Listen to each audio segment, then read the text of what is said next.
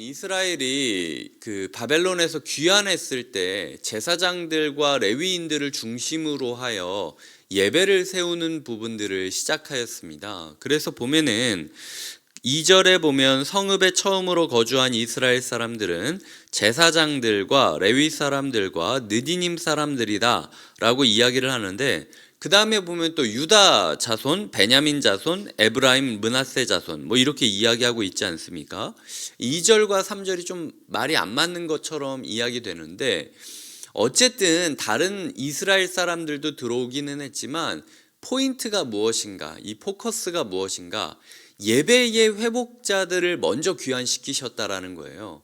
그러니까 그 다음부터 이어지는 게 제사장, 뭐 레위인, 문지기, 그 밖에 예배 세우는 봉사자들 이야기를 하고 있는 거죠. 먼저 돌아온 사람들이 예배자였다라고 이야기하는 말씀의 오늘 뜻은 무엇인가? 먼저 돌아온 자로서 내가 해야 될 일이 무엇인가? 집중해야 될 일이 무엇인가? 예배 그 이상도 이하도 아니라는 거예요. 예배가 세워지지 않으면 가정이 안 세워집니다. 예배가 세워지지 않으면 사회가 안 세워집니다. 예배가 세워지지 않으면 교회가 안 세워져요. 다른 거 좋은 거 열심히 할 수 있죠. 내가 교회 안에서 이것도 하고 저것도 하고 할 수 있습니다. 하지만 예배가 세워지지 않은 상태에서 한다라는 건 무너진 성벽에서 장사하고 있는 거랑 똑같은 거예요. 성벽이 무너졌는데 장사하고 있으면 위험하지 않겠습니까? 성벽이 짓고 그 안에서 예배를 드리며 예배를 회복하면서 안전하게 다른 모든 일을 하는 게 맞지 않겠습니까? 그 일례로 먼저 예배를 회복하면서 그 다음에 이제 느헤미야가 와가지고 성벽을 재건하는 것까지 세팅이 끝나야 우리가 시작될 수 있다라는 것이죠. 우리가 지금 이 규모와 지금 이 마음과 지금 이 상태에서 모든 시스템을 완벽하게 다 세우고, 이제 우리 교회는 빈틈이 없다, 성벽이 다 세워졌다, 이제는 안전하다, 우리 마음대로 이제 자유롭게 살 수 있다 라고 이야기하기에는 아직 갈 길이 멉니다. 그런데 그 갈 길이 먼 와중에 우리가 해야 할 일이 무엇인가? 먼저 예배가 세워져 있으면 그 다음에 시스템을 갖추는 거는 괜찮아요. 근데 시스템만 만들면서 예배는 등한시하면요, 교회가 굉장히 건조해지고 굉장히 힘들어질 수 있습니다. 우리가 그렇게 지키려고 했던, 우리가 그렇게 세우려고 했던 건강한 시스템이 오히려 교회를 망치는 일로 변질될 수 있다는 것이죠. 그래서 실제로 이 제사장들과 예배자들이 어떤 일을 했느냐라고 여러 가지를 생각해 볼 때 예배의 회복이었음을 기억하면서 오늘 우리가 예배자로서 어떤 삶을 살고 있는지, 그리고 그 예배로부터 삶이 시작되고 있는지, 아니면 다른 세팅을 하고 내가 하고 싶은 것들을 하면서 나중에 예배, 시간 남을 때 드리는 정도로 예배를 생각하고 있는지, 이런 부분에 있어서 같이 고민해 보아야 한다라는 것이죠. 예루살렘에 정착한 제사장들이라고 이야기하면서 13절에 보면 종족 가문의 우두머리라 라고 이야기하는데, 우두머리의 특징이 무엇입니까? 하나님의 성전의 임무를 수행할 힘 있는 자라고 이야기를 하고 있죠. 하나님께서 쓰시는 사람이 되고 싶다면, 하나님께서 세우시는 지도자가 되고 싶다면 하나님의 성전의 임무를 수행할, 하나님께서 예배를 세우기 위해 각자의 자리에서 역할을 부여해 주신 역할을 감당할 능력을 가진 자가 교회 리더십이 될 수 있다라는 거예요. 하나님께 쓰임 받을 수 있다라는 겁니다. 우리는 능력을 구해야 됩니다. 내 마음대로 내가 원하는 삶을 살기 위한 능력을 구해야 되는 겁니까? 예배 드릴 수 있는 힘을 달라고, 예배 도울 수 있는 힘을 달라고, 그렇게 주님께서 어떤 봉사를 맡겨주든 어떤 책임을 맡겨주든 그 책임을 전념하며 예배를 세워가겠다라고 결단하는 사람들이 필요하다라는 것이죠. 그 예루살렘에 정착한 사람들에 대해서 이야기를 나눠보자면요, 17절부터 27절까지는 문지기가 있습니다.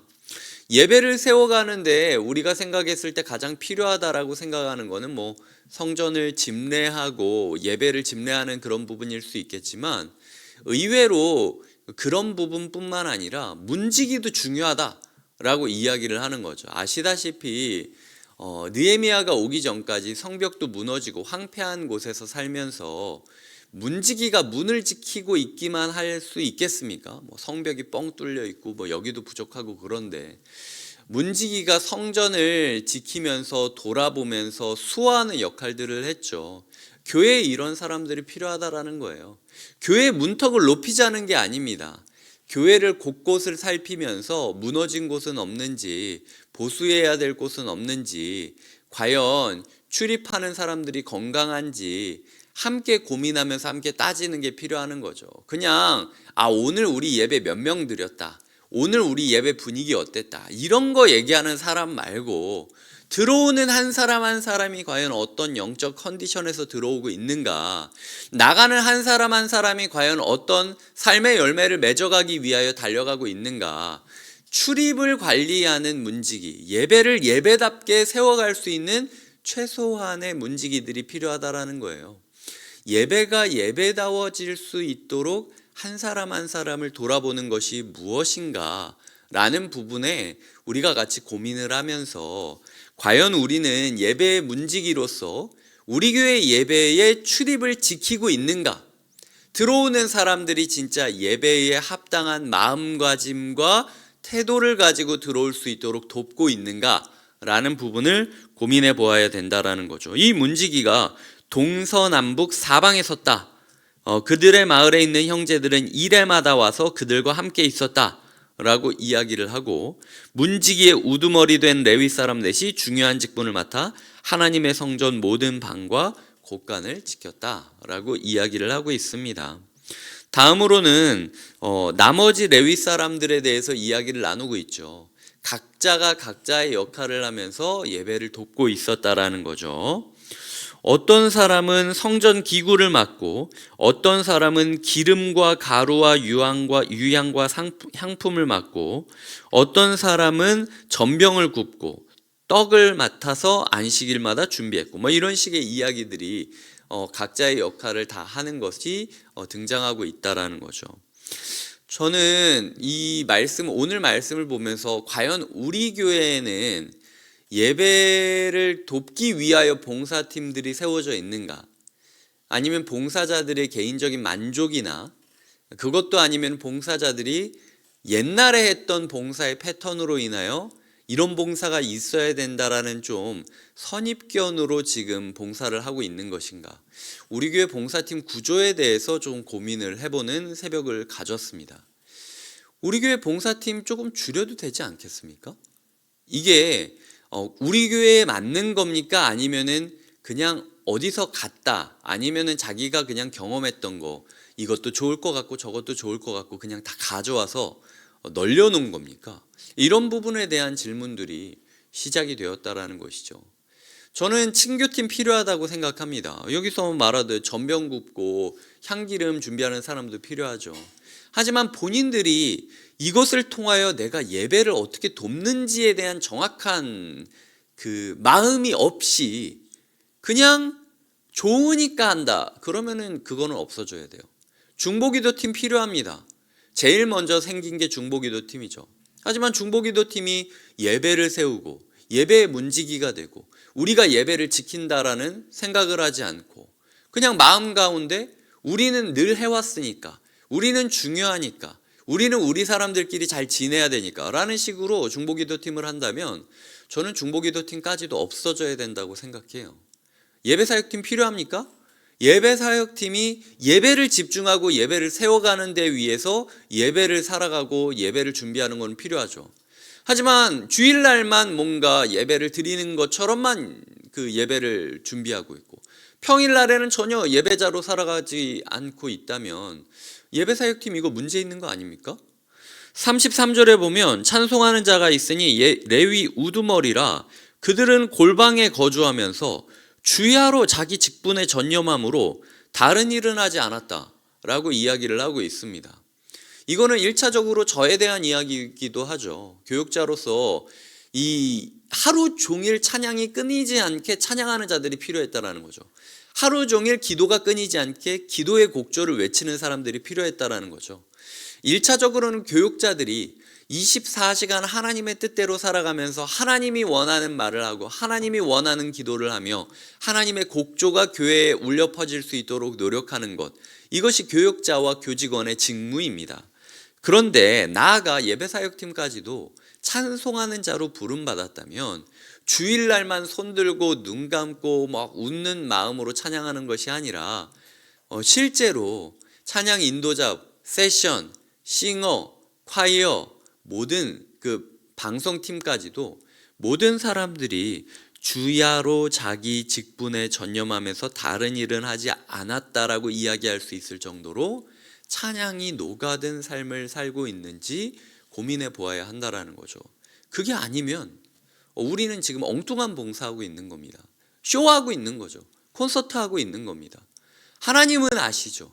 우리는 찬양팀이 찬양을 잘했다 이렇게 얘기할 수 있겠지만 하나님은 알고 계시다라는 겁니다. 그럴 거면 없어져야 돼요.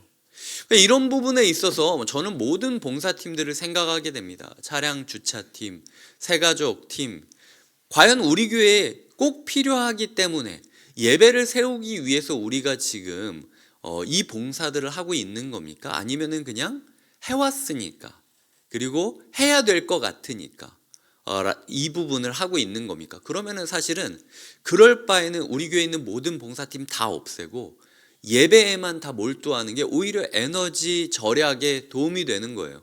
하나님께서 지금 일단 예배부터 세우고 그 다음에 성전을 세우고 뭘 세우고 이래야 되는데 이 사람들은 나중에 어떻게 됩니까?